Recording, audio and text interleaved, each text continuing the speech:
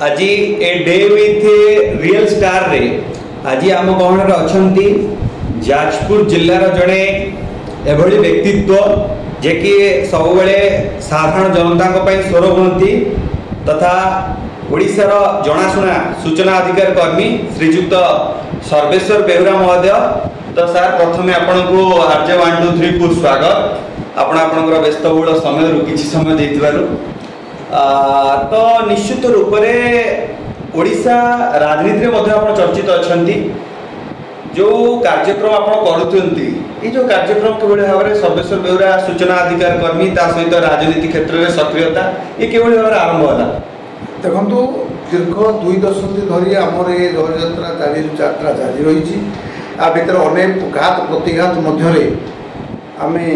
दुर्नीति भ्रष्टाचार विरुद्ध में संग्राम करवा और साधारण लोकों पाखे केमती शेष धाड़ी समाज शेष धाड़ी लोकटे पाखे सरकार प्रणयन करुवा योजना गुड़ी पहुँचापी आमर निरंतर प्रयास एवं जो लोक मैंने दुर्नीतिर शिकार होती जो सरकारी योजना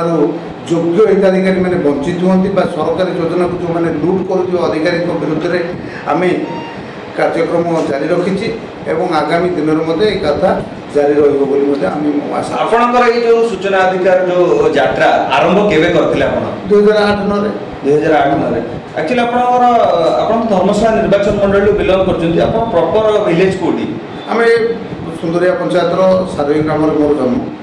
एवं से गाँव रु निजर एक्सपेरिमेंट को प्रथमे सारोई पहाड़ बोली जोटी आज दिने पूरा लंडा पहाड़ माने लाल स्तूप परिणत होता से जगार जंगल जो कहते कि सारोई जो लंडा पहाड़ से देखो सारोई पहाड़ था दैनंदिन से हजार हजार मरम बॉर्डर चोरी होता ये पहाड़ गोटे भी गछ ना पूरा लंडा पहाड़ परिणत होता से समय 2009 आम सूचना अधिकार आईन को प्रयोग कर विभिन्न तथ्य आणिलु ताकू नहीं आम आरआई ठार आदेश पर्यटन गलापर आम न्याय न मिलवा फल आम 2012 मसीहा हाइकोर्टर द्वारस्थ हलु हाइकोर्ट को निर्देश कर विजिलेंस तदंत है विजिलेंस इनक्वारी फल से नवेम्बर 10 2012 मसीह सारोई पहाड़ सजात मुक्त करागला से वर्ष जंगल विभाग को मोर अनुरोध क्रमे जंगल विभाग से वनीकरण करता वनीकरण फल आज से पहाड़ी घंच जंगल में परिणत होती लक्ष लक्ष वन्यजंतु आश्रयस्थली पलटि से पहाड़ एक धर्मशाला सबुठ जदि कौटी घंच जंगलटा सी हूँ सारे प्रथम यात्रा जो सूचना अधिकार कर्मी हिसाब से सारोई को नहीं सफलता पाई कहीं मन भर को आसला कि मुझे सूचना अधिकार कर्मी हेबी कारण बर्तमान बंचा लोक मैंने बहुत गुड़े पंथा अवलंबन कर आपण मन भर कहीं आसला कि मुझे सूचना अधिकार कर्मी हेबी लोक साहय सहयोग हाथ बढ़े देखो समाज में विभिन्न वर्गर लोक अच्छा लोक पाखरे कहार रुचि केमी थाए तो भिन्न कथा तेणु मत लगे आम दुर्नीति को विरोध करवा भ्रष्टाचार को विरोध करके कौन आईन थाए सी हूँ सूचना अधिकार आईन गोल एक अमायिक अस्त्र दुर्नीति विरोध लड़ाई करने तेणु 8 मसीह आम ये आईन को प्रयोग कलु या द्वारा अनेक कथा आम हासिल करूँ प्रतिबदल आमको कम कष्ट दंड भोगा पड़े कि कष्ट सहया पड़े आम केवल पछमुचा दे आम कर्तव्य पत्र आम आगे चलु भगवान महाप्रभु जगन्नाथ कृपा आम आज पर्यटन ठीक ठाक सब चलती देखो गोटे कथा आसे आपण सूचना अधिकार कर्मी आप कहले कि आप 2008 रु कार्यक्रम जारी रखिछंती किंतु आपण सबुठार गोटे बड़ चर्चित हेले जे कि पीडीएस दुर्नीति लेकी जेतबे कोरोना महामारी समय रे बहु लोकंकर ना कार्ड अच्छी किंतु से चाउल मिलू ना से चलता से कार्यक्रम किंतु कोविड समय आम देखीचु प्राय महीसरा पंचायत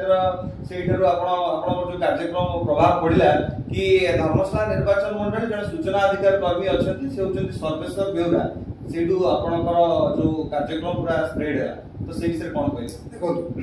कोरोना महामारी प्रकृत पक्षे जड़ेदेला प्रकृत में गरीब लोक कौ मैंने योग्य लोक हिताधिकारी राशन पाइबा को कौन अयोग्य आ फल जो महीसरा पंचायत को जाइली এবং ଦେଖିଥିଲି ଯେ ମହିଷରା ପଞ୍ଚାୟତର ଅନେକ ଲୋକଙ୍କର ଖାତା ଅଛି, ଖାତାରେ ନାଁ ଅଛି, କିନ୍ତୁ କିଏ 4 ମାସର ଚାଉଳ ପାଇନି ତ କିଏ 6 ମାସର ଚାଉଳ ପାଇନି। ଏହାକୁ ଦେଖିକି ମୁଁ ଆଶ୍ଚର୍ଯ୍ୟ ଲାଗିଥିଲା ଏବଂ ସେତେବେଳେ ମୁଁ ସେଇଠୁ ଛିଡ଼ା ହେଇକି ତତ୍କାଳୀନ ଯିଏ ଉପଜିଲ୍ଲାପାଳ ଥିଲେ ମୁଁ ତାଙ୍କୁ ସେଇଠୁ ଫୋନ୍ କରିଥିଲି ଏବଂ ମୁଁ ସାଙ୍ଗେ ସାଙ୍ଗେ ମୁଁ ମୋବାଇଲରେ ତାଙ୍କୁ ହ୍ୱାଟ୍ସଅପ୍ କରିଥିଲି ସମସ୍ତ ଡକୁମେଣ୍ଟ ଯେତେବେଳେ ହ୍ୱାଟ୍ସଅପ୍ କରିଥିଲି ଶହ ମହିଳା ମଧ୍ୟ ମୋ ପାଖରେ ଆସି ସେଦିନ ମହିଷରା ପଞ୍ଚାୟତରେ ପହଞ୍ଚିଥିଲେ। ସେମାନେ ତାଙ୍କ କାର୍ଡ଼ ଧରିକିରି ସେମାନେ ମୋ ନିକଟରେ ଅଭିଯୋଗ କରିଥିଲେ ଯେ ଆମକୁ ଖାଦ୍ୟ ସୁରକ୍ଷା ଯୋଜନାରୁ ବଞ୍ଚିତ କରାଯାଇଛି, ଆମେ କେମିତି ବଞ୍ଚିବୁ। ତାପରେ ମୁଁ ବ୍ଲକକୁ ଯେତେବେଳେ ଆସି ଦେଖେ ବ୍ଲକରେ ମଧ୍ୟ ଲମ୍ବା ଲାଇନ୍। ଆରେ ଇଏ କି କଥା, ମାନେ କ'ଣ ଗରିବ ଲୋକମାନେ କାହିଁକି ଖାଦ୍ୟ ସୁରକ୍ଷା ଯୋଜନାରୁ ବଞ୍ଚିତ ଅଛନ୍ତି, ଯାହାକୁ ମୋ ମନକୁ ଆନ୍ଦୋଳିତ କରିଥିଲା ଏବଂ ମୁଁ କିଛି ତଥ୍ୟ ମୋ ପାଖରେ ରାତିରେ କିଛି ତଥ୍ୟ ଥିଲା ଯାହାକୁ ନେଇକରି ମୁଁ ହାଇକୋର୍ଟରେ ଦ୍ୱାରସ୍ଥ ହୋଇଥିଲି। ହାଇକୋର୍ଟଙ୍କ ନିର୍ଦ୍ଦେଶରେ ସେତେବେଳେ ଯେତେବେଳେ ତଦନ୍ତ ହେଲା ଅନେକ ଗରିବ ଲୋକ ପାଖାପାଖି 20,000 ଲୋକ ବଞ୍ଚିତ ଅଛନ୍ତି, ଗରିବ ଲୋକ ବଞ୍ଚିତ ଅଛନ୍ତି, ଅଯୋଗ୍ୟ ହିତାଧିକାରୀ ଚାଉଳ ସବୁ ପାଉଛନ୍ତି। ଯାହାଫଳରେ ହାଇକୋର୍ଟ ନିର୍ଦ୍ଦେଶରେ ତଦନ୍ତ ହେଲା, ତାପରେ ଗରିବ ଲୋକମାନଙ୍କୁ ସାମିଲ କରାଗଲା ଏବଂ ଅନେକ ଲୋକ ଖାଦ୍ୟ ସୁରକ୍ଷା ଯୋଜନାରେ ସାମିଲ ହେଲେ ଏବଂ ତତ୍କାଳୀନ ଯିଏ ଥିଲେ ବିଡ଼ିଓ ସ୍ମିତାରଥ ଧର୍ମଶାଳା ବ୍ଲକର, ସେ ମଧ୍ୟ ମିଥ୍ୟା ସତ୍ୟପାଠ ହାଇକୋର୍ଟର ଆଧାରରେ ସେ ମଧ୍ୟ ବଦଳି କରାଯାଇଥିଲା, ବ୍ଲକରୁ ବଦଳି ବିଡ଼ିଓରୁ ତାଙ୍କୁ କାର୍ଯ୍ୟାନ୍ତର କରାଯାଇଥିଲା ଏବଂ ଯୋଗାଣ ଅଧିକାରୀ ମଧ୍ୟ କାର୍ଯ୍ୟାନ୍ତର କରାଯାଇଥିଲା। ସେତେବେଳେ ଲୋକଙ୍କ ରେସ୍ପନ୍ସ କିଭଳି ଥିଲା ଯେତେବେଳେ ତାଙ୍କ କାହାର ମାନେ 10 ବର୍ଷର କାହାର 5 ବର୍ଷର ଚାଉଳ ତାଙ୍କର ମାନେ ସରକାର ତାଙ୍କୁ ଚାଉଳ ଦଉଛନ୍ତି କିନ୍ତୁ ତାଙ୍କ ପାଖରେ ପହଞ୍ଚି ପାରୁନଥିଲା। ସେତେବେଳେ ସେ କଥା ମୁଁ କ'ଣ କହିବି, ସକାଳୁ ଉଠିଲା ବେଳକୁ ଆମ ଘରେ ଗୋଟେ ଲମ୍ବା ଲାଇନ୍ ଲାଗୁଥିଲା ଯେ ମୋର କଟିଯାଇଛି, ବହୁତ ଲୋକ ଆସି ଗୁଣ୍ଡ ହେଉଥିଲେ। ତାପରେ ଯଶସ୍ୱୀ ପ୍ରଧାନମନ୍ତ୍ରୀ ଘୋଷଣା କଲେ ଯେ କେହି ଅନାହାରେ କି ଗରିବରେ ରହିବନି, ମୋ ଦେଶର ଅର୍ଥନୀତି ମଧ୍ୟ ଘୁଷୁଡ଼ି ଯାଉ, ମୁଁ ସମସ୍ତଙ୍କୁ ମାଗଣା ରାସନ ଦେବି, ଡାଲି ଦେବି, କିନ୍ତୁ ଡାଲିକୁ ମଧ୍ୟ ଧର୍ମଶାଳା ବ୍ଲକରେ ଦିଆଯାଉନଥିଲା। ମୋର ମନ ଅଛି ଜୁନ୍ 6 ତାରିଖ 2020 ମସିହାରେ ଆମେ ମୋତେ ଧାରଣା ଦେବାକୁ ପଡ଼ୁଥିଲା ବ୍ଲକରେ ସମୟରେ ଦେବା ଫଳରେ ତା 2 ଦିନ ପରେ ଧର୍ମଶାଳାବାସୀ ଡାଲି ପାଇଥିଲେ। ତ ନିଶ୍ଚିତ ରୂପରେ ଆପଣଙ୍କର ମଧ୍ୟ ବହୁତ ମାନେ ସାହାଯ୍ୟ ଥିଲା ଯେଉଁ ଲୋକମାନଙ୍କୁ ମିଳିଛି, ପିଡିଏସ୍ ଏବେ ବି ମିଳୁଛି, ତ କୋଭିଡ ସମୟରେ ଆପଣ ବହୁତ ସାହାଯ୍ୟ କରିଥିଲେ ଯେଉଁ ରେସନ ସାମଗ୍ରୀ ମିଳିବାରେ। ତାପରେ ଗୋଟେ ଧର୍ମଶାଳା ସବୁବେଳେ ଏପର୍ଯ୍ୟନ୍ତ ମଧ୍ୟ ଗୋଟେ ଚର୍ଚ୍ଚିତ ରହି ଆସୁଛି ଏଟାର ଯେଉଁ ଖଣି ଖାଦାନ ଅଛି, ତା ପାଇଁ ମଧ୍ୟ ଆପଣ ସ୍ୱର ଉତ୍ତୋଳନ କରିଛନ୍ତି ଆଉ ତା ପାଇଁ ମଧ୍ୟ ଆପଣ ବହୁତ ଘାତ ପ୍ରତିଘାତର ସାମ୍ନା ମଧ୍ୟ କରିଛନ୍ତି, ସେ ବିଷୟରେ କ'ଣ କହିବେ? ଦେଖନ୍ତୁ, ଧର୍ମଶାଳା ଗୋଟିଏ ପଟେ ନଦ ନାଳ ଚାଷ ଜମି ବିଲ ବାଡ଼ିରେ ଭର୍ତ୍ତି ହେଇଛି, ଅନ୍ୟ ପଟେ ପାହାଡ଼ ପର୍ବତ ପ୍ରାକୃତିକ ସମ୍ପଦରେ ଭରପୁର ଦେଇଛନ୍ତି। ଇଏ ହେଉଛି ପ୍ରକୃତିର ଦାନ ଧର୍ମଶାଳା ପାଇଁ। ଗୋଟିଏ ପଟେ ମାଫିଆମାନେ ପାହାଡ଼କୁ ଦିନ ରାତି ଏକ କରି ଲୁଟ୍ କରୁଛନ୍ତି, ଏପଟେ ନଦୀର ବାଲି କଥା କୁହନ୍ତୁ, ପାହାଡ଼ର ପଥର କଥା କୁହନ୍ତୁ, ସବୁ ଜାଗାରେ ଲୁଟ୍ତରା ଚାଲେ, ଯାହାକୁ ନେଇକରି ମୁଁ ସେ ଡଙ୍କାରୀ ପାହାଡ଼ ସୁପ୍ରିମକୋର୍ଟରେ କଥା ହେଉ, ଭିଜିଲାନ୍ସର ତଦନ୍ତ କରାଇଥିଲି ଆପଣଙ୍କର ପିଛାକଣ୍ଡି ପାହାଡ଼, ଆଲୁଆ ପାହାଡ଼କୁ ମଧ୍ୟ କ୍ରାଇମବ୍ରାଞ୍ଚ ଦ୍ୱାରା ତଦନ୍ତ କରାଇଛି, କିନ୍ତୁ ଏ ସଂଘର୍ଷ ଜାରି ରହିଛି। ଦ୍ୱିତୀୟ କଥା, ଭିଜିଲାନ୍ସ ଯେତେବେଳେ ତଦନ୍ତ କରିଥିଲା ପିଛାକଣ୍ଡି ପାହାଡ଼, ସବୁଠୁ ବଡ଼ କଥା ହେଲା ତତ୍କାଳୀନ ଜିଲ୍ଲାପାଳ ଯିଏ ଆମର ଥିଲେ ରଞ୍ଜନ ଦାସ, ସେଠି ଯେଉଁ 200 କୋଟି ଟଙ୍କାର ପଥର ଚୋରି ହେଇଥିଲା, ସେ ପଥର ଚୋରିରେ ରଞ୍ଜନ ଦାସ ନାଁ ଦେଇଥିଲେ କି ଭିଜିଲାନ୍ସ କଲେ ଯେ ଏଇ ରଞ୍ଜନ ଦାସଙ୍କ ନେତୃତ୍ୱରେ ପିଛାକଣ୍ଡି ପାହାଡ଼ରେ 200 କୋଟି ଟଙ୍କାର ପଥର ଚୋରି ହେଇଛି, ଯାହାକୁ ମଧ୍ୟ ସେତେବେଳେ ମୁଁ ଭୁବନେଶ୍ୱରରେ ଏକ ପ୍ରେସ୍ ମିଟ୍ କରିଥିଲି ଯେ ରାଜ୍ୟ ସରକାର ସେ ତାଙ୍କ ଭିଜିଲାନ୍ସ ବିଭାଗ ରିପୋର୍ଟ ଦେବାର 4 ଦିନ ପୂର୍ବରୁ ରାଜ୍ୟ ସରକାର ରଞ୍ଜନ ଦାସକୁ ପଦୋନ୍ନତି ଦେଇ ଶ୍ରୀମନ୍ଦିରର ମୁଖ୍ୟ ପ୍ରଶାସକ ଭାବେ ଦାୟିତ୍ୱ ଅର୍ପଣ କରିଥିଲେ। ତାକୁ ନେଇ ମୁଁ ପ୍ରଶ୍ନ ଉଠାଇଥିଲି ଯେ ଦୁର୍ନୀତିଗ୍ରସ୍ତ ଲୋକଙ୍କୁ କେମିତି ସରକାର ପଦୋନ୍ନତି ଦେଉଛନ୍ତି ଏବଂ ଯେଉଁ ଅଧିକାରୀ ସେତେବେଳେ ଜିଲ୍ଲାପାଳ ଥିଲାବେଳେ ପଥର ଖାଇଯାଇଛନ୍ତି, ସେ କେମିତି ଜଗାର ମୋ ପ୍ରଭୁ ଜଗନ୍ନାଥଙ୍କର କେମିତି ହୀରା ମୋତି ମାଣିକକୁ ସୁରକ୍ଷା ଦେବେ, ସେ ତ ସବୁ ଖାଇଦେବେ, ସେ ରତ୍ନଭଣ୍ଡାରକୁ ଖାଇଦେବା ଲୋକ, ତେଣୁ କେମିତି ହେବ ଏ କଥା ଉଠାଇଲା ପରେ ରାଜ୍ୟ ସରକାର ମୋତେ କ୍ଷୁବ୍ଧ ହୋଇକରି ମୋତେ ଜେଲରେ 13 ଦିନ ରହିବାକୁ ପଡ଼ିଥିଲା। ତାପରେ ଆମେ ଦେଖିଛୁ ଆପଣଙ୍କ ଉପରେ ବମ୍ବିଂ ହେଇଥିଲା, ସେତେବେଳେ ସମୟରେ ଏଇଟା ଗୋଟେ ବଡ଼ ଆଲୋଡ଼ନ ସୃଷ୍ଟି କରିଥିଲା। ଓଡ଼ିଶା ରାଜନୀତିରେ ମଧ୍ୟ ଏ କଥା ଯାଇକି ପୁରା ବିଧାନସଭା ପର୍ଯ୍ୟନ୍ତ ଯାଇଥିଲା କି ଆପଣ ଗୋଟେ ସାମାଜିକ କାର୍ଯ୍ୟକ୍ରମରୁ ଫେରୁଥିବା ସମୟରେ ଆପଣଙ୍କ ଉପରେ ବମ୍ବିଂ ହେଇଥିଲା। ଏଇ ଯେଉଁ ଘଟଣା ବିଷୟରେ କ'ଣ କହିବେ? ଦେଖନ୍ତୁ, ଡଙ୍କାରୀ ପାହାଡ଼କୁ ନେଇ ଯେତେବେଳେ ମୁଁ ବିଭିନ୍ନ କୋର୍ଟ କଚେରୀରେ ମାମଲା ଚାଲୁଥିଲା ଏବଂ ମାଫିଆମାନଙ୍କୁ ଅସୁବିଧାରେ ପଡ଼ୁଥିଲି, ମାଫିଆମାନଙ୍କ ଦ୍ୱାରା ସେମାନେ ସୁପାରି କିଲରଙ୍କ ଦ୍ୱାରା ମୋତେ ବୋମିଂ କରିଥିଲେ 27 ମାର୍ଚ୍ଚ 2021 ମସିହାରେ। ଏକ ସାମାଜିକ କାର୍ଯ୍ୟକ୍ରମ ଫେରିଲା ସମୟରେ ମୋ ପୁଅକୁ ହତ୍ୟା କରିବା ପାଇଁ ମୋତେ ବୋମିଂ କରିଥିଲେ। ସେଥିରେ ମଧ୍ୟ ମୁଁ ତିଳେମାତ୍ର ଧରି ନଥିଲି। ସେତେବେଳେ ମୁଁ ଯେଉଁ ଦଳରୁ ବିଲଙ୍ଗ କରୁଛି ବିଜେପି ଦଳ ମଧ୍ୟ ମୋ ପଛରେ ଛିଡ଼ା ହେଇଥିଲା ଏବଂ ରାଜ୍ୟର ଯେଉଁ ସୂଚନା ଅଧିକାର କର୍ମୀମାନେ ଅଛନ୍ତି ସାମାଜିକ ସଂଗଠନ ମଧ୍ୟ ମୋତେ ବହୁତ ମାତ୍ରାରେ ସମର୍ଥନ ଦେଇଥିଲେ, ଯାହାଫଳରେ ସେ କଥା କୁ ମଧ୍ୟ ସେ ଦୋଷୀମାନେ ଧରା ହେଇଥିଲେ। ଦୀର୍ଘ ଦିନ ସେମାନେ ଜେଲରେ ଥିଲେ ଏବଂ ସେ କେସ୍ ବର୍ତ୍ତମାନ ବିଚାରାଧୀନ ଅଛି। ଯେଉଁ ଆପଣଙ୍କୁ ଯେଉଁ ନ୍ୟାୟ ମିଳିଲା ସେଥିରେ ଆପଣ ସନ୍ତୁଷ୍ଟ ଅଛନ୍ତି? ଶୁଣନ୍ତୁ, ସନ୍ତୁଷ୍ଟ ଆଇନ ବ୍ୟବସ୍ଥା ଭିତରେ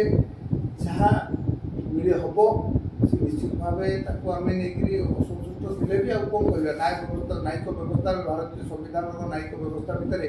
ଯାହା ହବ ତାକୁ ଆମେ ସ୍ୱାଗତ କରିବାର କିଛି ଅସୁବିଧା ନାହିଁ। ଯାହା ହବ ଆଗାମୀ ତା ସହିତ ସୂଚନା ଅଧିକାର କର୍ମୀ ସହିତ ଆପଣ ଧର୍ମଶାଳା ନିର୍ବାଚନ ମଣ୍ଡଳୀରେ ଆମର ଜଣେ ଚର୍ଚ୍ଚିତ ଯୁବ ନେତା ଭାବରେ ମଧ୍ୟ ଚର୍ଚ୍ଚିତ ଥିଲେ। ଆମେ ଦେଖିଥିଲୁ 2019 ନିର୍ବାଚନରେ ଆପଣ ଟିକେଟ ପାଇଁ ଦାବିଦାର ଥିଲେ। ଆପଣଙ୍କର କର୍ମୀମାନେ ମଧ୍ୟ ଆପଣଙ୍କୁ ବିଧାୟକ କରିବା ପାଇଁ ଭାରତୀୟ ଜନତା ପାର୍ଟିର ଟିକେଟ ପାଇଁ ଲବି କରିଥିଲେ, କିନ୍ତୁ ଆପଣଙ୍କୁ ଟିକେଟ ମିଳିନଥିଲା। କିନ୍ତୁ 2024 ଯେତେବେଳେ ନିର୍ବାଚନ ଆସିଲା ଆପଣଙ୍କର କୌଣସି ପ୍ରକାର ଟିକେଟ ପାଇଁ ଲବି ରହିଲାନି। ଏ ବିଷୟରେ କ'ଣ କହିବେ? ନାଇଁ, ଆମେ ଦଳକୁ ଆମେ ଆବେଦନ କରୁ। ଦଳ ନିଷ୍ପତ୍ତି ହେଉଛି ସର୍ବମାନ୍ୟ ନିଷ୍ପତ୍ତି। ଆମେ ଟିକେଟ ପାଇଁ ଇଚ୍ଛା ପ୍ରକାଶ କରୁ ଏବଂ ଆପ୍ଲିକେସନ ଦେଉ ଦଳକୁ। ଆମେ ଦରଖାସ୍ତ ଦେବୁ ଯେ ଆମକୁ ଦଳ ସୁଯୋଗ ଦେଉ ବୋଲି। ଦଳ ଯାହାକୁ ବିବେଚନା କଲା ଆମେ ସେଥିରେ ଆମେ ଦଳର ଶୃଙ୍ଖଳିତ କର୍ମୀ ଭାବେ ଦଳ ଯାହାକୁ ନିଷ୍ପତ୍ତି କରିବ ତାକୁ ଆମେ ଗ୍ରହଣ କରିଛୁ। ଦଳର ନିଷ୍ପତ୍ତି ଅନୁଯାୟୀ ଆମେ କାମ କରୁଛୁ। ନାଇଁ, ଆପଣ 2019ରେ ଆପଣଙ୍କର ବହୁତ ଆଲୋଡ଼ନ ସୃଷ୍ଟି ହୋଇଥିଲା କି ସର୍ବେଶ୍ୱର ବେହେରା ମଧ୍ୟ କହିଥିଲେ କି ଯୋଉ ଭାବରେ ପାର୍ଟି ଯୋଉ ଡିକ୍ଲେୟାର କଲା ଟିକେଟ ଆମେ ସନ୍ତୁଷ୍ଟ ନୁହଁ, କିନ୍ତୁ 2024ର ଯୋଉ ଇଲେକ୍ସନ ହେଲା ସେଥିରେ ସର୍ବେଶ୍ୱର ବାବୁ ପୁରା ସାଇଲେଣ୍ଟ ରହିଲେ। ଜନସାଧାରଣ କହିଲେ ସର୍ବେଶ୍ୱର ବାବୁ ସାଇଲେଣ୍ଟ ରହିବାର କାରଣଟା କ'ଣ? ଶୁଣନ୍ତୁ, 24 ଇଲେକ୍ସନ ଗୋଟେ ଭିନ୍ନ ଢଙ୍ଗର ହେଲା। କାରଣ ଲୋକ ଯାହାକୁ ଚାହୁଁଥିଲେ ତାକୁ ଦଳ ଟିକେଟ ଦେଲେନି, ଦଳ ଯାହାକୁ ଟିକେଟ ଦେଲେ ତାକୁ ଲୋକ ଚାହୁଁଥିଲେ। ଇଏ ହେଲା ଗୋଟେ ବ୍ୟତିକ୍ରମ। ତାପରେ ଏଠି ଆମର ଯୁବନେତା ଯିଏ ବର୍ତ୍ତମାନ ମାନ୍ୟବର ବିଧାୟକ ଧର୍ମଶାଳା ନିର୍ବାଚିତ ହୋଇଛନ୍ତି, ସେ ସ୍ୱାଧୀନ ଭାବେ ଅବତୀର୍ଣ୍ଣ ହେଲେ। ବିଜେପିରେ ମଧ୍ୟ ଟିକେଟ ପାଇଁ ସେ କରିଥିଲେ, ଆପ୍ଲାଏ ମଧ୍ୟ କରିଥିଲେ। ଯେତେବେଳେ ସେ ଚାହିଁଲେ ଆମେ ତାଙ୍କୁ ଆମର ଯେଉଁ ସମର୍ଥକୁ ନେଇକରି, ଯେହେତୁ ପ୍ରଣବ ବଳବନ୍ତରାୟ ଯେ ପୂର୍ବତନ ବିଧାୟକ ଅଛନ୍ତି ତାଙ୍କର ଦୁର୍ନୀତି ଭ୍ରଷ୍ଟାଚାରରେ ଚରମ ସୀମା ପହଞ୍ଚିଥିଲା ଏବଂ ଧର୍ମଶାଳାରେ ଏକ ଭ୍ୟାକେନ୍ସି ସୃଷ୍ଟି ହୋଇଥିଲା। ଯଦି ଆଉ ଥରେ ପ୍ରଣବ ବଳବନ୍ତରାୟ ଆସନ୍ତି ଆଉ ଧର୍ମଶାଳା ବୁଝିବନି, ଧର୍ମଶାଳାକୁ ଲୁଟ୍ରେ ପରିଣତ ହେବ ଏବଂ ଏଠି ପୁରା ଖିନବିନ ହେଇଯିବ। ଧର୍ମଶାଳା ବିନାଶକ ହେଇଯିବ। ଧର୍ମଶାଳା ବିନାଶକ ଫଳ ପଡ଼ିବ। ଏହାକୁ ନେଇକି ଯେତେବେଳେ ଗୋଟେ ହେଇଥିଲା, ସେତେବେଳେ ହିମାଂଶୁ ସାହୁ ଆଗକୁ ହେଇଥିଲେ। ଆମେ ହିମାଂଶୁ ସାହୁଙ୍କୁ ଦେଖନ୍ତୁ, ବର୍ତ୍ତମାନ ଧର୍ମଶାଳା ରାଜନୀତିରେ ଦୁଇଟି ଗୋଷ୍ଠୀ ଦେଖାଯାଉଛି। ଗୋଟେ ପଟରେ ଯିଏ ସ୍ୱାଧୀନ ବିଧାୟକ ଥିଲେ ସେ ପରବର୍ତ୍ତୀ ସମୟରେ ଭାରତୀୟ ଜନତା ପାର୍ଟିରେ ସାମିଲ ହୋଇଛନ୍ତି, ଆଉ ଯାହାକୁ ଭାରତୀୟ ଜନତା ପାର୍ଟି ଟିକେଟ ଦେଇଥିଲା, ଯେ ସ୍ମୃତିରେଖା ପହି ଯାହାକୁ ଟିକେଟ ଦେଇଥିଲା ତାଙ୍କର ମଧ୍ୟ ଗୋଟେ ପ୍ରକାର ଗୋଷ୍ଠୀ ଯଦି ଦେଖିବାକୁ ମିଳୁଛି। କିନ୍ତୁ ସେମାନେ କହୁଛନ୍ତି କି ବର୍ତ୍ତମାନ ଦଳ ଯଦି ଦେଖିବା ଆପଣ ଯୋଉ ସଭା ସମିତିରେ ଯାଉଛନ୍ତି ସେଠି ମାନ୍ୟବର ବିଧାୟକ ରହୁଛନ୍ତି କିନ୍ତୁ ସେ ରହୁନାହାନ୍ତି, ତ ସେ ବିଷୟରେ କ'ଣ କହିଲେ? ଦେଖନ୍ତୁ, ବିଧାୟକ ହେଉଛନ୍ତି ବର୍ତ୍ତମାନ ଧର୍ମଶାଳାର ବିଧାୟକ ହେଉଛନ୍ତି ଭାରତୀୟ ଜନତା ପାର୍ଟିକୁ ସମର୍ଥନ ଦେଉଛନ୍ତି ଆଉ ଭାରତୀୟ ଜନତା ପାର୍ଟି ମଧ୍ୟ ତାଙ୍କୁ ଗ୍ରହଣ କରିସାରିଛି। ଯେହେତୁ ଭାରତୀୟ ଜନତା ପାର୍ଟି ତାଙ୍କୁ ଗ୍ରହଣ କରିସାରିଛି, ଆମେ ବିଜେପି ବ୍ୟାନରରେ ମଧ୍ୟ ସେମାନେ କାର୍ଯ୍ୟକ୍ରମ କରୁଛନ୍ତି ଏବଂ ଆମେ ମଧ୍ୟ ସେଠି ଉପସ୍ଥିତ ରହିବାରେ ଆମର କୌଣସି ଅସୁବିଧା ନାହିଁ। ତେଣୁ ଯେହେତୁ ଆଉ ମ୍ୟାଡ଼ାମଙ୍କ କଥା କହିଲେ, ମ୍ୟାଡ଼ାମ ଯେତେବେଳେ ତାଙ୍କର ଆସୁଛନ୍ତି ସେ କ'ଣ ତାର ପ୍ରେସିଡେଣ୍ଟ କରିକି ସେ ସେତିକିରେ ସୀମିତ ଅଛନ୍ତି। ଲୋକଙ୍କ ସାଙ୍ଗରେ ରହିବା, ଲୋକଙ୍କ ପାଇଁ କାମ କରିବା, ଲୋକଙ୍କର ବ୍ୟକ୍ତିଗତ ଜୀବନ ନିଜର ଲୋକଙ୍କର ଜୀବନଶୈଳୀରେ ସାମିଲ ହେବା ଯଦି ନ ହୋଇପାରିବ ଆଉ ରାଜନୀତିରେ ସେ କଥାରେ କୌଣସି ମାନେ ନଥାଏ। ତ ବର୍ତ୍ତମାନ ଯେଉଁ କାର୍ଯ୍ୟକ୍ରମ ଧର୍ମଶାଳା ବିଜେପିରେ ଚାଲିଛି ଆପଣ ସେଥିରେ ସନ୍ତୁଷ୍ଟ ଅଛନ୍ତି? ନାଇଁ, ଅସନ୍ତୁଷ୍ଟ କାରଣ ଯାହା ଚାଲିଛି ଦଳର ଯାହା ନିଷ୍ପତ୍ତି ଆସୁଛି। ବର୍ତ୍ତମାନ ସଦସ୍ୟତା ସଂଗ୍ରହ ଅଭିଯାନ ଚାଲିଛି। ସେ ସଦସ୍ୟ ସଂଗ୍ରହ ଅଭିଯାନରେ ଆମେ ସମସ୍ତେ କରିଛୁ। ବିଧାୟକ ମଧ୍ୟ ଆମ ରାଜ୍ୟର ସବୁଠୁ ଅଧିକ ତାଙ୍କୁ ସଦସ୍ୟ କରିଛନ୍ତି ଅଧ୍ୟକ୍ଷ ମନୋନୀତ କରୁଛନ୍ତି 5,000 ଊର୍ଦ୍ଧ୍ୱ ଲୋକ ବିଧାୟକଙ୍କ ନିଜ ପର୍ସନାଲ ଆଇଡିରେ ମେମ୍ବର କରିଛନ୍ତି, ତେଣୁ ଅସୁବିଧା କିଛି ନାହିଁ। देखो 2024 इलेक्शन निश्चित रूप से ओडिशा तो गोटे बड़ परिवर्तन आनी धर्मशाला गोटे बड़ परिवर्तन कहले किसी अत्युक्ति हेब ना कारण एठार जे थिले पूर्वतन विधायक बहु व्यवधान में विजय लाभ करथिले तो ये जो 2024 इलेक्शन ने जेहेतु ओडिशा रे बीजेपी रो दबदबा थाई मध्ये बीजेपी जहाँ टिकेट देथिला से पराजित करण करबा एवं स्वाधीन प्रार्थी विजय लाभ करबा ये जो राजनीति आपण केवल देखंतु प्रथम कथा लोक कौन चाहते गणतंत्र लोक हूँ सब माने मालिक गणतंत्र मालिक हूँ साधारण जनता लोक कौन चाहते लोकों भावभाग को लेकर निर्वाचन लड़ा जाए निर्वाचन कौन दल टिकट देदेले कि आम पाखे टंका होगले आम इलेक्शन जीतिजा से कथा नुह जार सद्यतम उदाहरण हूँ धर्मशाला बीजेपी टिकट देला से अमानत हारीगले परमल मंत्र पाखे एत शह शह हजार हजार कोटी टका थे लोक टंका को प्रत्याख्यान कले एटी दुर्नीति भ्रष्टाचार विरुद्ध लोक भोट देले तेणु लोक जहाँ चाहिए सी निर्वाचित हम लोक जहाँ पसंद करेंगे से ही ठीक गोटे कथा आसे पार्टी आउ माटी तो सर्वेसर्वा कोटा को बेसी प्राधान्यता देबे पार्टी के देबे ना माटी के देबे मोर प्रथम हो मो माटी तापर हो मो पार्टी प्रथम मो माटी पे संग्राम जारी रही तो वर्तमान आप देखिए किछि दिन तले धर्मशाला रे गोटे विवादीय परिस्थिति सृष्टि होइतिला धर्मशाला जो स्टेडियम अछि जा कि पूर्वतन के विधायक थे अमल होता कल्पतरु दास स्टेडियम थिला से जो स्टेडियम को नहीं बहुत राजनीति होता जहाँ भी विधानसभा पर्यंत कथा उठा तो से विषय कौन कहले देखो स्टेडियम को कल्पतरु दास स्टेडियम को पढ़ी पंचायत समिति गेजेट द्वारा पास कर परवर्ती समय विधायक भाव निर्वाचित होगापर आम हिमांशु शेखर साहू सी से आम जो से गोटे कार्यक्रम होता सदस्य अभियान कार्यक्रम आरंभ होता जिले में से दिन से किए जन फोटो मत कपड़ा ढाकीदे घटना हो कि ना चेंज परिवर्तन कथा हो ये कथा जिलापाल पाखे अच्छी विभिन्न संगठन तरफ विधायक देखिए यार ना परिवर्तन जिलापाल आपणकर व्यक्तिगत मत कौन नाम परिवर्तन आवश्यकता अच्छी ना नहीं शुणु आज्ञा ना परिवर्तन हो गले जे गोटे बड़ काम हो काम बड़ हवा दरकार पूर्व जो टंका से स्टेडियम को भड़ा लगे जो स्पोर्ट्स पैसा आदाय करते लक्ष लक्ष टका आदाय करते से पैसा को बाट मारणा होता तेणु वर्तमान से स्टेडियम को मु भावुची जदि धर्मशाला लोकंर जनहित लगे ये जो पैसा खर्च हो निर्माण जो कोटी कोटी टका खर्च हो कथा जदि सुविधा हो पार उचित जिनस हम किंतु यहाँ तो या जे ना परिवर्तन हो गले गोटे बड़ जिनस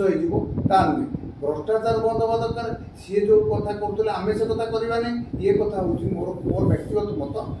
जो बाटरे विजु जनता जाऊला दल जाऊला से रास्ता भारतीय जनता पार्टी न देखो आपंकर व्यक्तिगत मत यदि देखा आम ये पूर्व जो बर्तमान विधायक अच्छा पूर्व जो विधायक थे पिता विधायक थे धर्मशाला किसी करना व्यक्तिगत मत शुणु जी भी विधायक हूँ से अतीतर स्वर्गत परमानंद महांती हूँ कि बांक बिहारी दास हूँ रवि लावण्य हूँ कांगाणी चरण पंडा हूँ गुरुचरण टिकायत हूँ कल्पतरु दास हूँ कि पुओ प्रणबल बंदराय हूँ समस्ते किसी कार्य किए कार्य कम कर किए कार्य बेसी कर बड़ कथा एवं विकास जदि कहुए मुझे स्वीकार करी अस्वीकार कर किसी कथा प्रतिपक्ष दल है भी स्वीकार करा पड़ो कल्पतरु दास समय विकास टे किंतु पुओ जो समय रही विकास परिवर्ते विनाशटा बेसी बढ़ीगला व्यक्तिगत स्तर चलला से विनाश बढ़ा फल से निजे बदनाम है धर्मशाला माटी बदनाम देखो धर्मशाला गोटे छोट इंडस्ट्री रामको को लेकिन बेसी राजनीति हुए माने आरोप प्रत्यारोप हुए तो कह जाए कि रामको सरकारी जमी देवोत्तर जमी ये सब जमी को माड़ी बसची इलेक्शन पूर्व ये सब ऊपर बहुत चर्चा चर्चा थिला किंतु परवर्ती समय वर्तमान आपन जो विजु जनता दल कर्मी ऊपर आरोप प्रत्यारोप चलुला जे सरकार को समर्थन करबो सेठी चाकरी पाइबो वर्तमान जेहेतु आपण दल अच्छी आपण सूचना अधिकार कर्मी अछंती तो वर्तमान रामको विषय आपण कोन कहबे देखो रामको विषय मु गोटे कथा कहबी रामको को आम विरोध करूँ मु रामको विरोधी जनमंच जो गठन कराइला तार भाग जो दिन रामको गठन कराला मुझे दिन मो आंदोलन जारी प्रथम आंदोलन मु करी से दिन जिते रामकोर ये लोकार्पण भूमि पूजन है मुझे धारणा बसती रामको न हवा पे रामको न करे कारण रामको गोटे प्रदूषणकारी संस्था ये प्रदूषण हम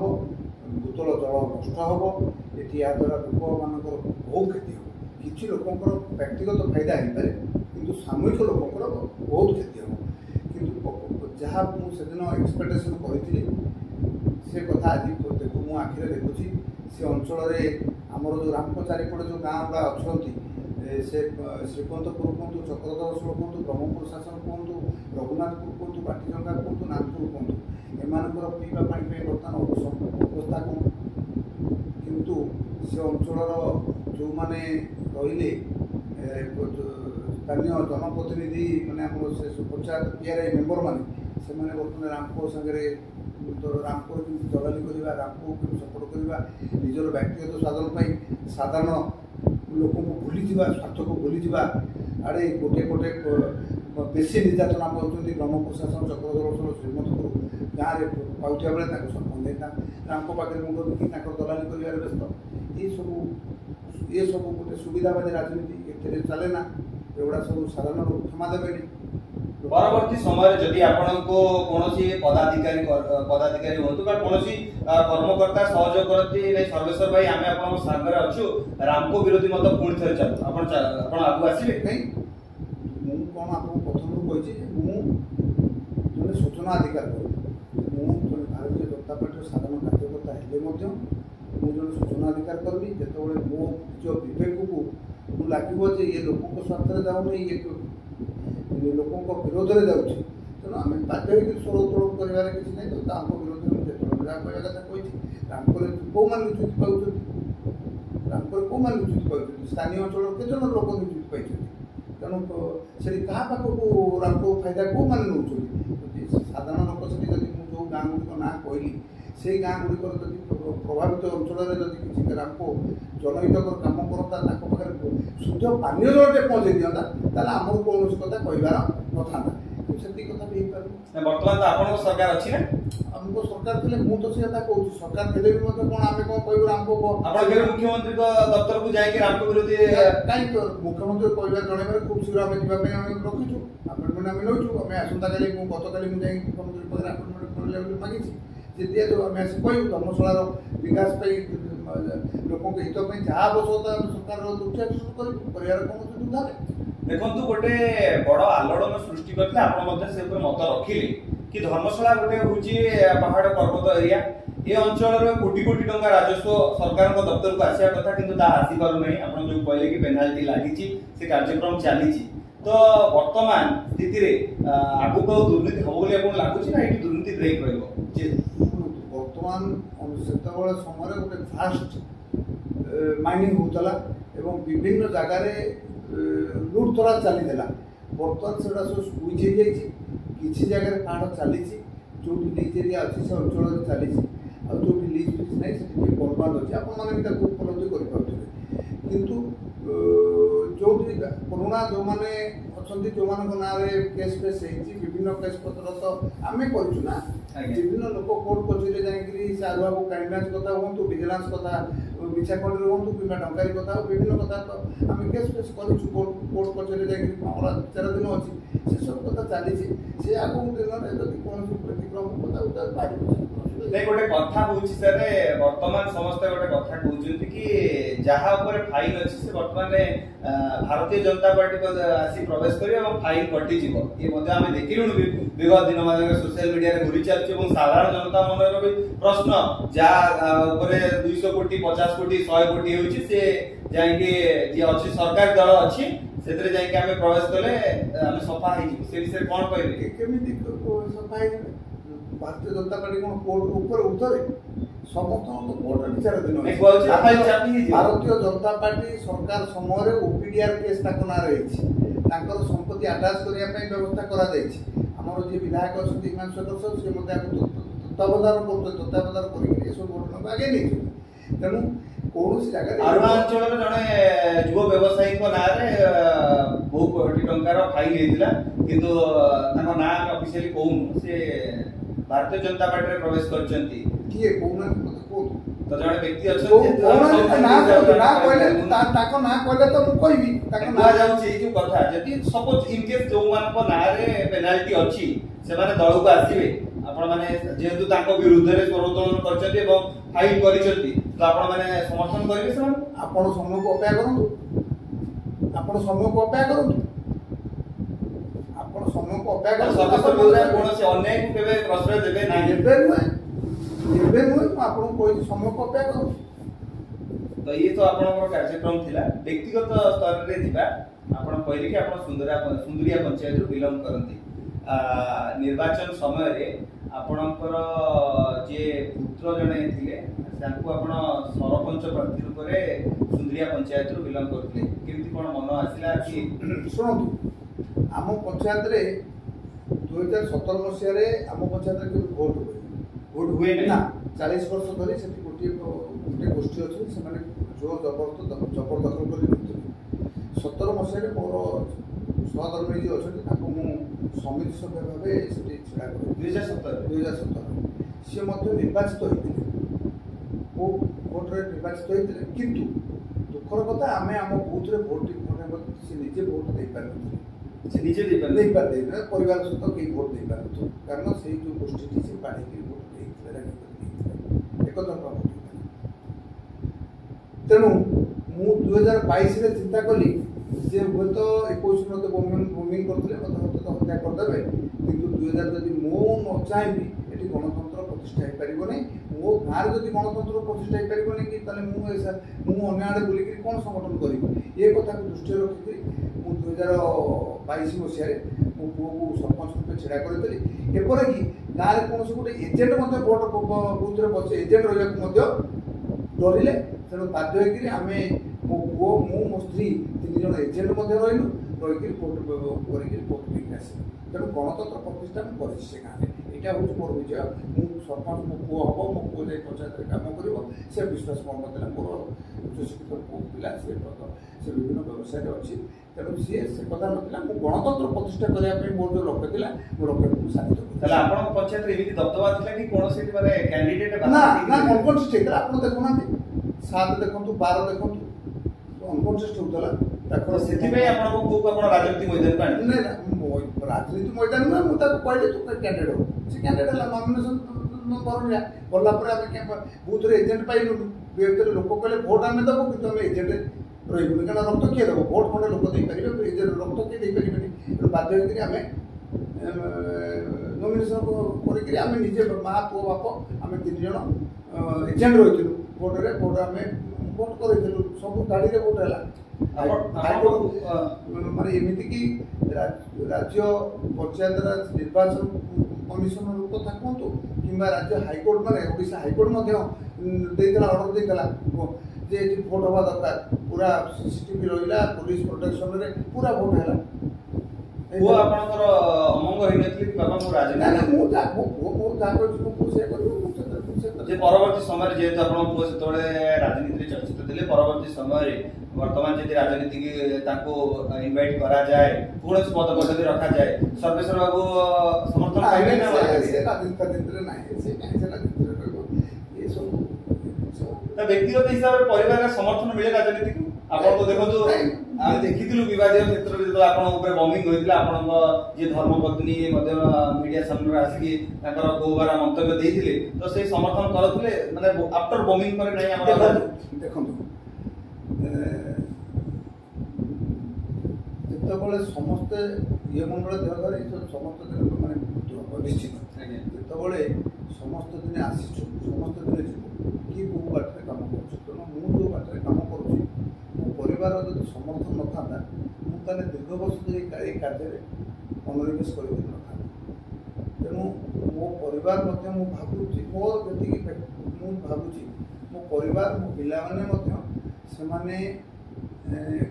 ଏଥିରେ ନିଶ୍ଚିତ ଭାବେ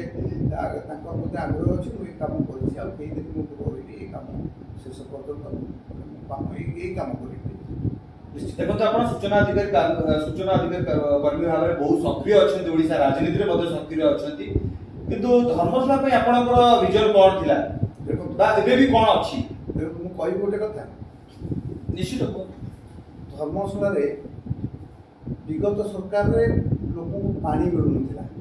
ଆପଣ କମାଗଡ଼ର ପଞ୍ଚାୟତର ଭରତପୁର ଗେଙ୍ଗୁଟିଆ କଥା କୁହନ୍ତୁ, ଜେନାପୁର କଥା କୁହନ୍ତୁ କିମ୍ବା ବିଭିନ୍ନ ପଞ୍ଚାୟତରାଜ ଇଏ ହେଉଛି AWSS ଦ୍ୱାରା ନିର୍ମିତ ପାଣି ଟାଙ୍କିରେ ମାନେ ଲାଇନ୍ ଆସିଛି, ପାଣି ଟାଙ୍କି ହେଇଛି, ପାଇପ୍ ପଡ଼ିଛି, କିନ୍ତୁ ମୋଟର ନାହିଁ ନା କିଛି ନାହିଁ। ମାନେ ଅଯଥାରେ ସବୁ ଫଲ୍ସ କରିକି ବିଲ୍ ନେଇକିରି ମାନେ ଇଲେକ୍ଟ୍ରିକ୍ ବିଲ୍ ଆସୁଛି କିନ୍ତୁ ପାନୀୟ ଜଳ ମାନେ ସଂଯୋଗ ହେଇନି, ଲୋକ ପାଣି ପାଉନାହାନ୍ତି। ପ୍ରତିବାଦ କରିବାକୁ କେହି ନେଇ, କାହା କଥା ଶୁଣିବାକୁ କେହି ନେଇ। ଏଠି ଶାସକ କିଛି ଶୁଣୁନାହିଁ, କହିଲେ ସେ ଟଙ୍କା ବିଲ୍ ହେଇ ପଳେଇଲେଣି, ଯାହାକୁ ନେଇକି ମଧ୍ୟ ଲୋକାୟତ କେସ୍ କରୁଥିଲେ ଏବଂ ଲୋକ ପାଣି ପାଇଥିଲେ। ସେଭଳି ବିଭିନ୍ନ ପଞ୍ଚାୟତରେ ଯେତେବେଳେ ପଞ୍ଚାୟତରାଜରେ ମଧ୍ୟ ବିଭିନ୍ନ ପ୍ରକଳ୍ପରେ ପାନୀୟ ଜଳ ପାଇଁ ଆମେ ମଧ୍ୟ କରିଥିଲୁ। ପାଣି ପାଇଖାନା ଘର ପାଇଁ ଆମେ ବିଭିନ୍ନ ପ୍ରକାର ଯାଇକି କୋର୍ଟର ଦ୍ୱାରସ୍ଥ ଏଠୁ କରିଛୁ। ଯେହେତୁ ମୋ ଜନ୍ମଭୂମି ଇଏ କର୍ମଭୂମି ମଧ୍ୟ ଇଏ, ପ୍ରଥମେ ଧର୍ମଶାଳା ତାପରେ ରାଜ୍ୟର ବିଭିନ୍ନ ପ୍ରସଙ୍ଗରେ ମୁଁ କରିଛୁ। ଯାଜପୁର ତହସିଲର 5 କୋଟି ଘଟଲା କଥା କୁହନ୍ତୁ, ରାଜ୍ୟରେ ବିଭିନ୍ନ ପ୍ରସଙ୍ଗରେ ଆମେ ରାଜ୍ୟରେ କାମ କରୁଛୁ। ସେଇଭଳି ଧର୍ମଶାଳା ପାଇଁ ମଧ୍ୟ ଆମେ ବେଶୀ ସମୟ ଦେଉଛୁ। ଗତକାଲି ମଧ୍ୟ ମୁଁ ଯେତେବେଳେ ଦେଖିଲି, ଆପଣ ଜାଣିଥାନ୍ତୁ ପୂର୍ବ ସରକାରରେ ଅଣଓଡ଼ିଆ ଠିକାଦାରକୁ ପାନୀୟ ଜଳ ଧର୍ମଶାଳାବାସୀଙ୍କୁ ଶୁଦ୍ଧ ପାନୀୟ ଜଳ ଯୋଗାଇ ଦେବା ପାଇଁ 335 କୋଟି ଟଙ୍କାର ବ୍ୟୟବରାଦ କରାଗଲା। ସେଥିରୁ ସେ ଠିକାଦାର 85% ସବୁ ୱାର୍କ ଦେଖିକିରି କାଗଜ କଲମରେ 323 କୋଟି 95 ଲକ୍ଷ ଟଙ୍କା ସେ ଦେଇଗଲା। କିନ୍ତୁ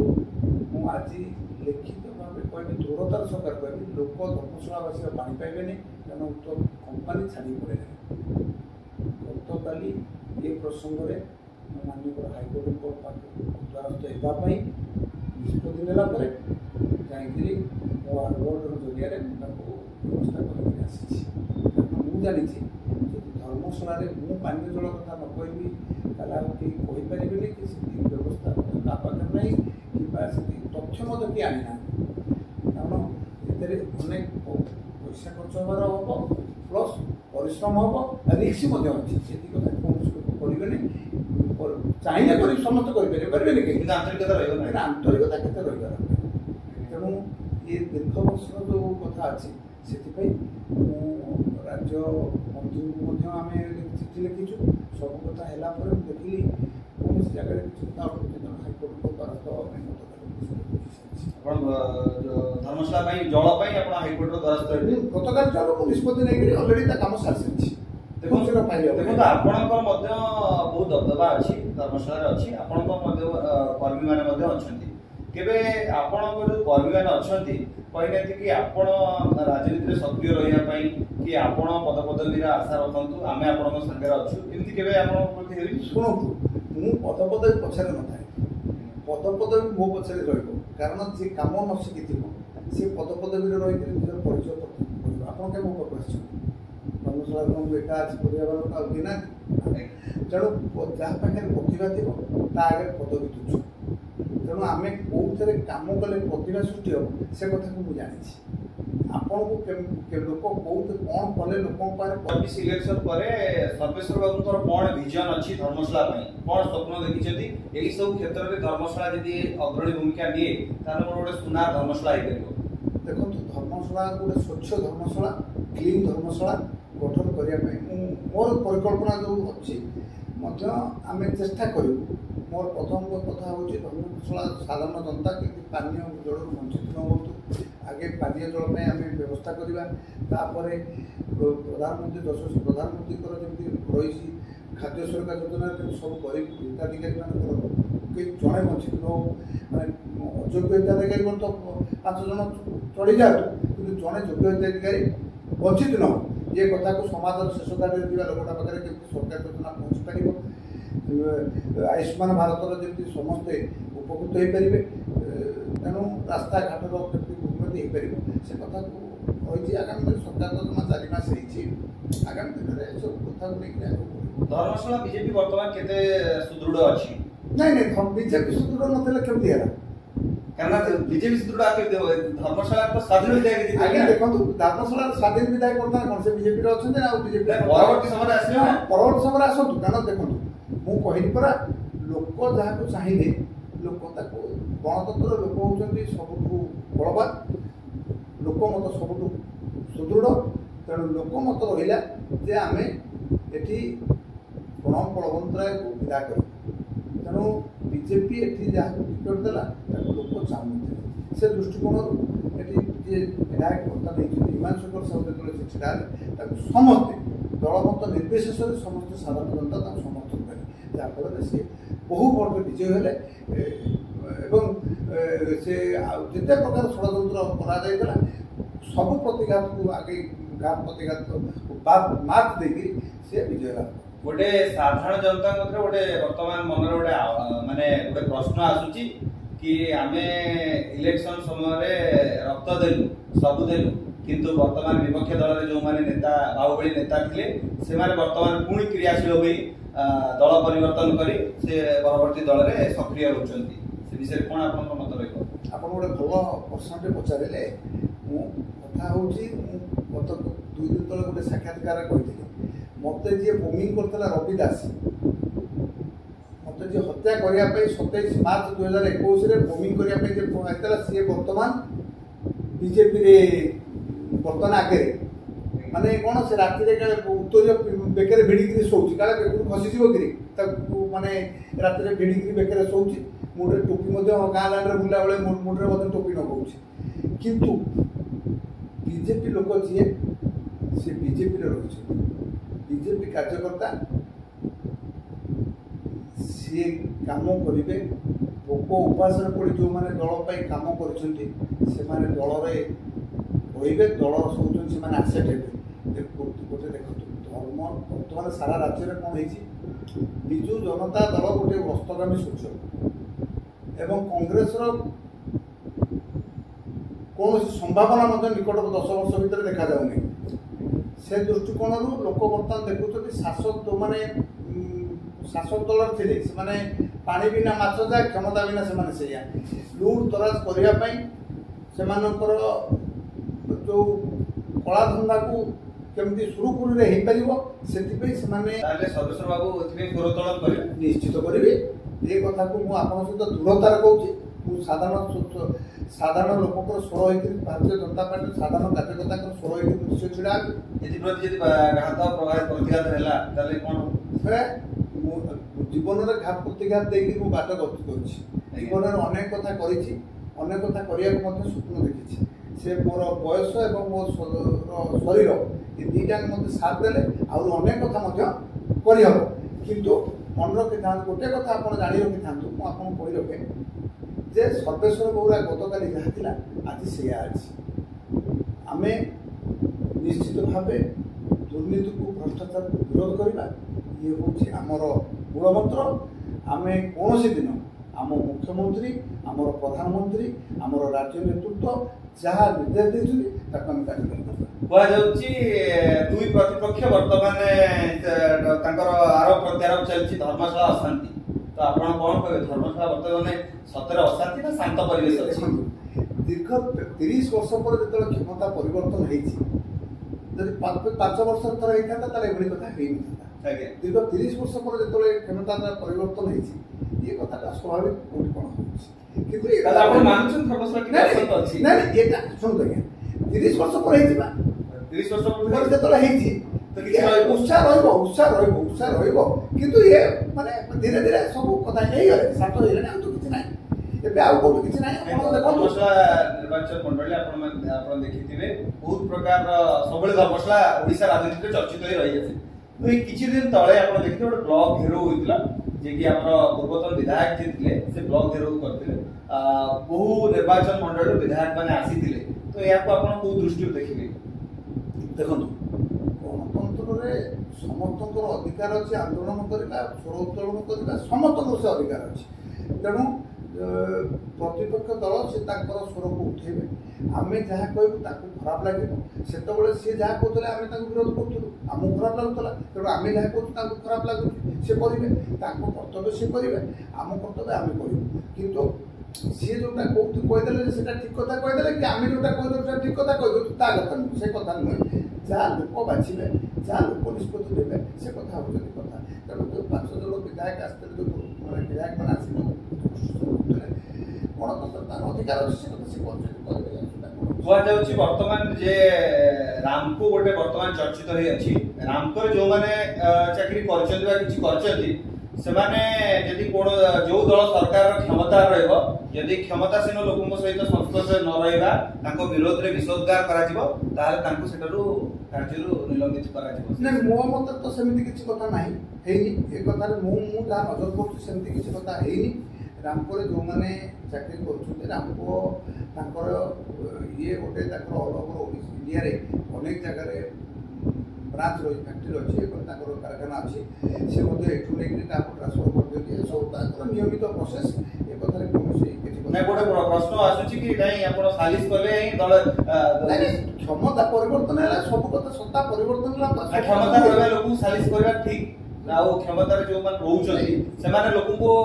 ଯେକୌଣସି ଦଳର ଲୋକ ହୁଅନ୍ତୁ ତାଙ୍କୁ ପ୍ରେସର ପକାଇବା ଠିକ କି ଶୁଣନ୍ତୁ କ୍ଷମତା ମାନେ କ'ଣ ସତ୍ତା ପରିବର୍ତ୍ତନ ହେଲେ ଇଏ ହୁଏ ଏବଂ ସତ୍ତା ଯେଉଁ ଯିଏ କ୍ଷମତା ରହିବ ତାକୁ ମଧ୍ୟ ସବୁ ଜାଗାରେ ଅଫିସରେ ହଉ ସେ କଳକାରଖାନାରେ ହଉ କିମ୍ବା ବିଭିନ୍ନ ଜାଗାରେ ତାକୁ ସମର୍ଥନ ମିଳେ ଏବଂ ସମ୍ମାନ ମଧ୍ୟ ମିଳେ ସେଇଭଳି ଢଙ୍ଗରେ ଯେତେବେଳେ ସତ୍ତା ପରିବର୍ତ୍ତନ ହେଇଛି ଏଠି ଆଉ ପୂର୍ବ ବିଧାୟକଙ୍କର ଯେଉଁ ଦବଦବା ଥିଲା ତାଙ୍କ ଲୋକ ଯେଉଁମାନେ ଥିଲେ ସେମାନଙ୍କୁ ତ ସେମାନେ ଦୀର୍ଘ ଦିନ ଧରିକିରି 5-7 ବର୍ଷ ହେଲା ସେମାନେ ତାଙ୍କୁ ପରିଚାଳନା କରି ଆସୁଥିଲେ ଯଦି ଯେଉଁଭଳି ଭାବରେ କରୁଥିଲେ ବର୍ତ୍ତମାନ ଯେହେତୁ ସତ୍ତା ପରିବର୍ତ୍ତନ ସରକାରର ନିଷ୍ପତ୍ତି ଅନୁଯାୟୀ ବର୍ତ୍ତମାନ ରାଜ୍ୟ ସରକାରଙ୍କ ଯାହା ନିଷ୍ପତ୍ତି ଅନୁଯାୟୀ ସେସବୁ କାର୍ଯ୍ୟ ହେଉଛି ତ ଇଏ ଥିଲା ଆପଣଙ୍କର ଧର୍ମଶାଳା ଉପରେ କଥା ଏବଂ ଆପଣ ବ୍ୟକ୍ତିଗତ କଥା ଆମେ ଜାଣି ବହୁତ ଭଲ ମଧ୍ୟ ଲାଗିଲା ଏବେ ଆମେ ଶେଷ ପର୍ଯ୍ୟାୟରେ ରହିବୁ କିଛି ବ୍ୟକ୍ତି ବିଶେଷଙ୍କ ନାଁ ଦିଆଯିବ ଆପଣଙ୍କୁ ସେମାନଙ୍କ ବିଷୟରେ କିଛି କହିବାକୁ ପଡ଼ିବ ବର୍ତ୍ତମାନ ଆମେ ଆରମ୍ଭ କରିବୁ ଜାତୀୟ ସ୍ତର ତ ଜାତୀୟ ସ୍ତର ନେତା ହିସାବରେ ଆପଣ ମାନନୀୟ ଯେ ପ୍ରଧାନମନ୍ତ୍ରୀ ଅଛନ୍ତି ତାଙ୍କ ବିଷୟରେ କ'ଣ କହିବେ ସିଏ ଆମର ଇଏ ମାନେ ବିଶ୍ୱର ଗୁରୁ କହିଲେ ଅତ୍ୟୁକ୍ତି ହେବନି ବିଶ୍ୱର ସବୁଠୁ ଲୋକପ୍ରିୟ ନେତା କହିଲେ ଅତ୍ୟୁକ୍ତି ହେବନି କାରଣ ସିଏ ସବୁଠୁ ଲୋକପ୍ରିୟ ନେତା ତେଣୁ ତାଙ୍କୁ ମହାପ୍ରଭୁ ଜଗନ୍ନାଥ ଦୀକ୍ଷା କରନ୍ତୁ ସେ ସାରା ଭାରତକୁ ଆଗେଇ ନେବାରେ ତାଙ୍କର ବଳିଷ୍ଠ ଭୂମିକା ରହିଛି ରାହୁଲ ଗାନ୍ଧୀ ସିଏ ଫାଷ୍ଟ ତାଙ୍କ ବିଷୟରେ କିଛି କହିବାକୁ ତାଙ୍କ ବିଷୟରେ କିଛି କହିବେ ସେ ତ ବର୍ତ୍ତମାନ ପରିପକ୍ୱତା ତାଙ୍କର ହେଇନି ସିଏ ବର୍ତ୍ତମାନ ସେ ଯାହା ଷ୍ଟେଟମେଣ୍ଟ ଦେଉଛନ୍ତି ସେ ଅପରିପକ୍ୱତା ତାଙ୍କ ପାଖକୁ ଯାଇ ପିଲାଳିଆମି ରହୁଛନ୍ତି ରାଜନୀତିରେ ସିଏ ଏତେ ସ୍ପଷ୍ଟ ତ ବର୍ତ୍ତମାନ ଆମେ ଯାଜପୁର ରାଜନୀତି ବିଷୟରେ ଯିବା ତ ଯାଜପୁରର ରାଜନୀତିରେ ଚର୍ଚ୍ଚିତ ଥିବା ବ୍ୟକ୍ତି ବିଶେଷଙ୍କ ନାଁ କିଛି ଦିଆଯିବ ଆପଣ ତାଙ୍କ ବିଷୟରେ ସଂକ୍ଷେପରେ କିଛି କହିବେ ଶ୍ରୀଯୁକ୍ତ ପ୍ରଣବ ବଳବନ୍ତ ରାୟ ସେ ପ୍ରତ୍ୟାଖ୍ୟାନ ନେତା ସେ ବର୍ତ୍ତମାନ ଜନତାଙ୍କ ଦ୍ୱାରା ଧର୍ମଶାଳା ଜନତାଙ୍କ ଦ୍ୱାରା ସେ ପ୍ରତ୍ୟାଖ୍ୟାନ ହେଇଛନ୍ତି ତେଣୁ ତାଙ୍କର ସେ ବର୍ତ୍ତମାନ ଆତ୍ମସମୀକ୍ଷା କରନ୍ତୁ ଯେ 25-30 ବର୍ଷ ଧରି ଆମକୁ ଆମ ପରିବାରର ଲୋକ କାହିଁକି ସମର୍ଥନ କରୁଥିଲେ ଏବେ କାହିଁକି ଆମକୁ ପ୍ରତ୍ୟାଖ୍ୟାନ କଲେ ସେ କଥା ସେ ଆତ୍ମସମୀକ୍ଷାର ବେଳ ଅଛି ତାଙ୍କ ଶ୍ରୀଯୁକ୍ତ ପ୍ରଣବ ପ୍ରକାଶ ଦାସ ଅହଙ୍କାରୀ ଗର୍ବୀ ଭ୍ରଷ୍ଟାଚାରୀ ହିମାଂଶୁ ଶେଖର ସାହୁ ଯୁବ ନେତା ସାଧାରଣ ଲୋକଙ୍କୁ ମାନେ ବୟସ ଧର୍ମଶାଳା କହିଲେ ଅତ୍ୟୁକ୍ତି ହେବନି ସେ ବର୍ତ୍ତମାନ ସାଧାରଣ ଲୋକଙ୍କ ପାଇଁ କାମ କରିବା ପାଇଁ ନିଷ୍ପତ୍ତି ନେଉଛନ୍ତି ଶ୍ରୀମତୀ ସ୍ମୃତିରେଖା ପହି ପିଲାଳିଆ ବି ତାଙ୍କର ଦାୟୀ ନାହିଁ ରାଜନୀତି କରିବାର ଯେଉଁ ତରିକା ଥାଏ ସେ ପାଠ ଭୁଲି ଯାଉଛି ଶେଷରେ କ'ଣ କହିବେ ଧର୍ମଶାଳାର ସାଧାରଣ ଜନତା ଯେଉଁମାନେ ଆମର ଏଇ ଶୋ ଦେଖୁଛନ୍ତି କ'ଣ କହିବେ ଧର୍ମଶାଳା ରାଜନୀତିକୁ ନେଇକି କ'ଣ କହିବେ ଆଗାମୀ ଦିନରେ ଯାହା ହେବ ଧର୍ମଶାଳା ପାଇଁ ସୁଖକର ହେବ ଧର୍ମଶାଳାବାସୀ ସୁଖରେ ରୁହନ୍ତୁ ଶାରଦୀୟ ଅଭିନନ୍ଦନ ସମସ୍ତଙ୍କୁ ମା ଦୁର୍ଗା ଭଲରେ ରଖନ୍ତୁ ଏତିକି କହି ମୁଁ ଧର୍ମଶାଳାବାସୀଙ୍କର ମଙ୍ଗଳ କାମନା କରୁଛି ଏବଂ କରିକିରି ମାନସିକ निश्चित रूप से बहुत बहुत धन्यवाद देबु सर्वेश्वर भाई को निश्चित रूप से हमको किछ समय देथिबारु। तो आज आपण देखुतले day with star real star रे जाजपुर जिल्ला रो जने चर्चित युवा नेता ता सहित सूचना अधिकार कर्मी हिसाब रे सारा ओडिसा रे से परिचित तो रहियो।